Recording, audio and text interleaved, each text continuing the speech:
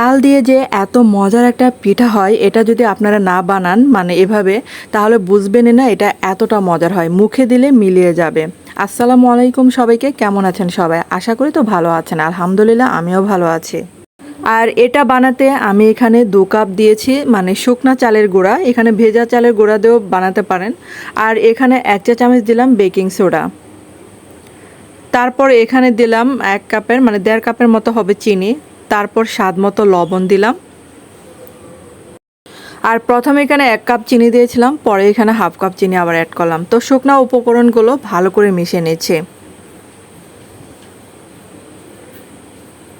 আর আমার চ্যানেলে যদি আপনারা নতুন হয়ে থাকেন, চ্যানেলটাকে সাবস্ক্রাইব করে পাশে থাকার অনুরোধ রইল। আর এখানে দিলাম 2টা ডিম। তারপর এই যে এখন দিলাম তালের মানে পিউরি।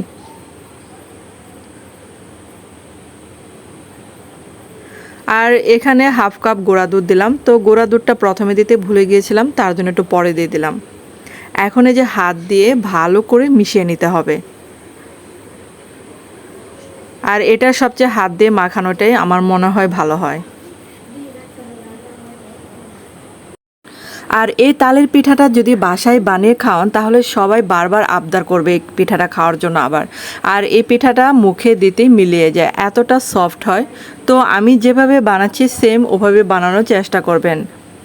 আর যদি ভালো হয় শুকনা চালের মানে গুঁড়াটা দেওয়ার চেষ্টা করবেন। আর শুকনা চালের গুঁড়াটা দিলে মানে রেজাল্টটা ভালো আসবে অনেক।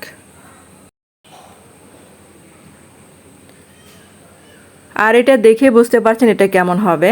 তো আমি এখানে একটা স্ট্রেনার নিয়েছি আর পানিটা আগে থেকেই গরম হতে দিয়েছিলাম। তো পানিটা বলক ওঠা শুরু করছে। আর এখানে আমি একটা সুতি কাপড় নিয়েছি।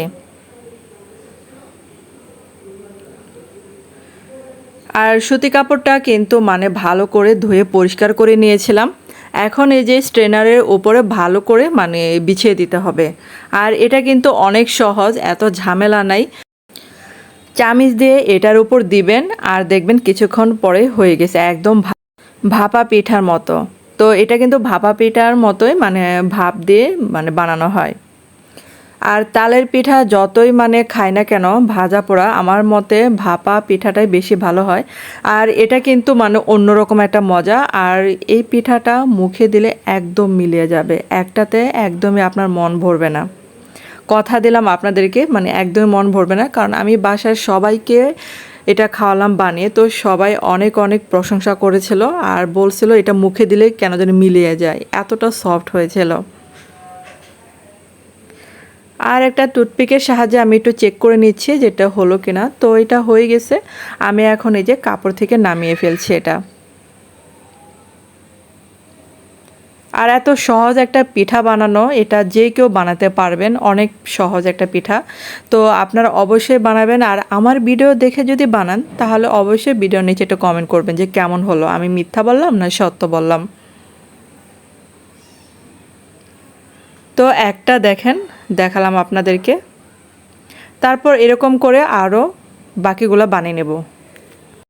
আর একটা কথা কি জানেন, এটা বানাতে আমার যে এত ভালো লাগছিল, মানে অনেক সময় আগে যেরকম মানে তালের ভাপা বানাতাম, ভাপা পিঠা আর কি, তালের বানাতে অনেক ঝামেলা লাগতো। আর এখন এভাবে বানাতে মানে মনে হচ্ছে আমি সারাদিনই এরকম করে পিঠা বানাই, এতটা সহজ আর এতটা ভালো লাগছিল। দেওয়ার পরে দেখা যাচ্ছে যে ডাবল হয়ে যাচ্ছে ফুলে।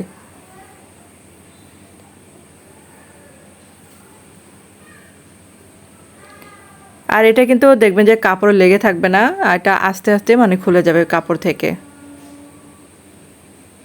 তো আমি গরমের জন্য নামাতে আমার একটু সমস্যা হচ্ছিল। তো এটা এই যে দেখেন এমনি করে এই যে উঠে পড়ছে।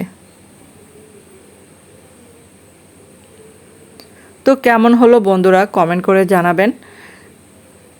আর এই পিঠা খেয়ে তো আমার বাসা কাউরে মন ভরে নাই, কারণ এটা বলতেছে আবার বানাতে হবে। আর এটা যখন বাসায় সবাইকে খাওয়ালাম, তখন কিন্তু আমাকে আবার বানাতে হয়েছিল। বাসার সবাই বলছিল এত অল্প কেন বানালি। তো আমার কাছে মানে সময় ছিল না, আমি অল্প করে বানিয়েছিলাম। তারপরে কি হলো জানেন, পানিশমেন্ট, আমাকে আবার বানাতে হয়েছিল। তো এই মজার রেসিপি দেখার জন্য ধন্যবাদ সবাইকে। ভালো থাকবেন, সুস্থ থাকবেন।